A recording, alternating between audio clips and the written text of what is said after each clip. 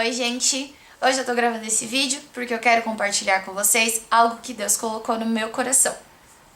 Tudo começou lá atrás na conferência One Thing, em Florianópolis, onde a gente orou muito sobre a nossa nação, sobre o Brasil e especificamente sobre a nossa situação política. Então, na verdade, eu não quero compartilhar com vocês, eu preciso conversar com vocês sobre política, que é um assunto que eu detesto e eu acho que a maioria das pessoas não gosta de conversar, mas a gente precisa conversar. E baseado nisso que Deus falou comigo lá em Florianópolis, eu queria compartilhar com vocês 3 coisas que Ele colocou no meu coração. A primeira coisa que Deus colocou no meu coração lá em Florianópolis sobre os nossos políticos, aqueles que estão envolvidos em escândalos de corrupção, que estão sendo presos. A primeira coisa que Deus me falou é que Deus espera o arrependimento desses homens. E o que acontece? Muitas vezes a gente, principalmente eu sou uma das primeiras pessoas a fazer isso, a gente condena esses caras. E lógico que eles estão roubando nosso dinheiro, que eles estão fazendo mal pra gente. Então é natural isso, a gente quer condenar, a gente fala mal, a gente deseja coisas ruins e não coisas boas. Mas Deus me confrontou de uma forma naquele lugar que eu não tive como, desde aquele dia, não orar pelo arrependimento desses homens e dessas mulheres que estão sendo presos, os que ainda não foram descobertos, os que estão em processo de julgamento.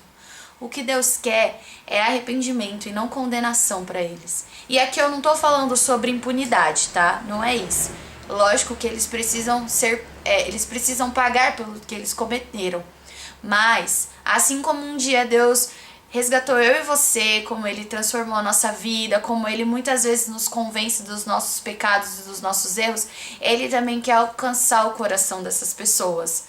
Então, em primeiro lugar, ore pelo arrependimento desses homens e dessas mulheres, porque para nossa nação ser sarada, ser transformada, eles precisam disso, eles precisam desse arrependimento. Então não vamos julgar nem condenar, mas vamos entregar a vida deles nas mãos de Deus. Amém? A segunda coisa é que Deus quer quebrar uma mentalidade brasileira, algo que existe sobre a gente, que infelizmente é muito real, que vem desde lá de cima, desde lá dos governantes até a gente. A maioria dos brasileiros tem isso em si, que é tirar vantagem do próximo, ou então ter vantagem, não necessariamente tirar a vantagem, mas ter vantagem sobre o próximo. A gente sempre quer ter essa segurança, essa necessidade de saber que a gente tá um passo à frente ou que a gente tem um pouquinho mais. Coisas idiotas, por exemplo, furar a fila, lugar no metrô, gente. A gente corre pra sentar no metrô. Muitas vezes a gente trabalha o dia inteiro sentado.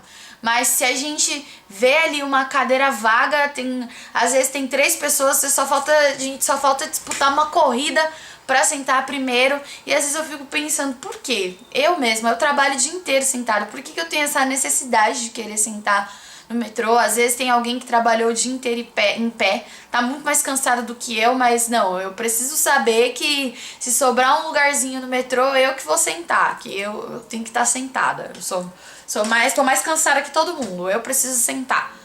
Ou então, aquela crise da gasolina é um exemplo muito claro disso, na minha opinião. Porque o que acontecia? Todo mundo corria lá, tem gasolina no posto, corria lá pro posto, enchia o tanque, muitas vezes enchia uns 30 galões de gasolina, pra você saber que ó, se a gasolina acabar, eu tenho aqui, ó, eu tenho 30 litros de, sei lá, né, 30 litros, não sei se dá pra muita coisa, não tenho noção, mas eu tenho um monte de gasolina aqui comigo e um monte de gente ficou sem, porque muita gente quis estocar a gasolina, e pra quê? Talvez se cada um colocasse ali só o que precisava, só o necessário, ia ter gasolina para todo mundo. Esse é o segundo ponto. Vamos quebrar isso de que a gente tem que saber que a gente está um pouquinho adiante do do nosso próximo. Vamos tentar andar pelo menos todo mundo igual. Você tá andando com alguém e você se importa com aquela pessoa e aquela pessoa se importa com você de volta, então vai estar todo mundo seguro. Ninguém precisa estar na frente de ninguém, ninguém precisa ser melhor do que ninguém. E eu tava pensando que é exatamente por isso que esses caras roubam tanto dinheiro. Gente, a maioria deles é rico, é de família boa, eles vivem em boas condições, eles têm um emprego e um salário enorme. Eles têm um salário enorme, exorbitante. Eles não precisavam roubar mais dinheiro. Mas por que eles roubam mais dinheiro? Muitas vezes eles só pegam esse monte de dinheiro e deixam lá num paraíso fiscal e eles nem vão poder usar, eles nem vão poder usufruir desse dinheiro.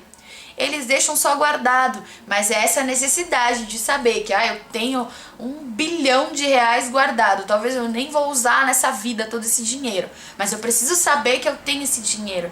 Gente, se a gente for parar pra pensar, isso não faz sentido, isso não tem necessidade, é só a necessidade de saber que eu tenho mais, eu tô por cima.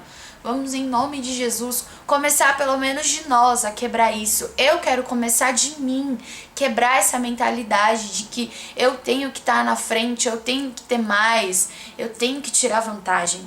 O terceiro ponto, gente, é que eu tô pensando, na verdade, mais esses dias, agora nesse período de eleições.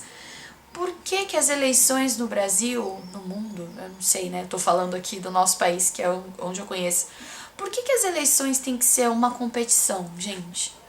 Por que vira o time do José, o time do Francisco, e aí as pessoas começam a brigar entre elas? Por que é isso?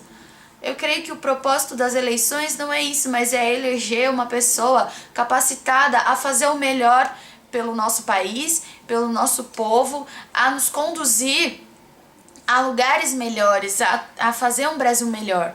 E por que isso às vezes acaba virando uma briga e perde totalmente sentido? Porque quando você vê, você só quer ganhar, você só quer que o seu cara ganhe e não tem um porquê. Por que a gente não respeita o voto um do outro? Sabe, eu não tô gravando aqui, eu não tô falando isso nunca que eu vou pedir pra você vota em tal cara ou vota no outro cara. O voto é particular, você que sabe em quem você vai votar, eu que sei em quem eu vou votar.